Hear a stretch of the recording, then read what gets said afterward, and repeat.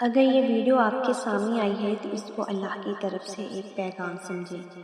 اللہ آپ کے دل کو اپنے قریب لانا چاہتا ہے اور آنسو اس راستے کی پہلی سیڑھی ہوتے ہیں۔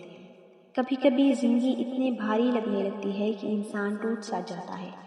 دل میں ایک ایسا درد ہوتا ہے جسے نہ بیان کیا جاتا ہے نہ چھپایا جا سکتا ہے۔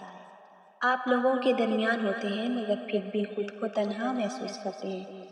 اور پھر ایک وقت آتا ہے جب آنکھیں خاموشی سے بہنے لگتی ہیں، بغیر کسی آواز کے، بغیر کسی شکایت کے۔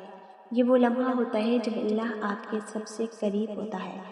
وہ آپ کو رلاتا ہے اس لیے نہیں کہ آپ کمزور ہو جائیں، بلکہ اس لیے کہ آپ اپنے رب کے سامنے جھک جائیں، کیونکہ جب انسان روتا ہے تب ہی وہ سچے دل سے اللہ کو پکارتا ہے۔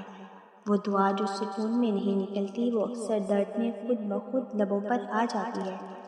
آپ کے آنسو صرف درد کی علامت نہیں ہوتے، یہ اللہ کے ساتھ ایک خاموش گفتگو ہوتے ہیں۔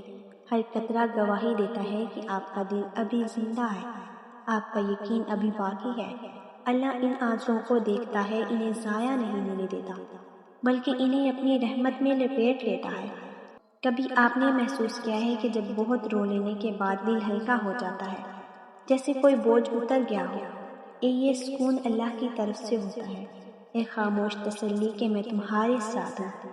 یاد رکھیں، اللہ اس دل کو کبھی خالی نہیں لوٹاتا جو اس کے سامنے ٹوٹ کر آتا ہے۔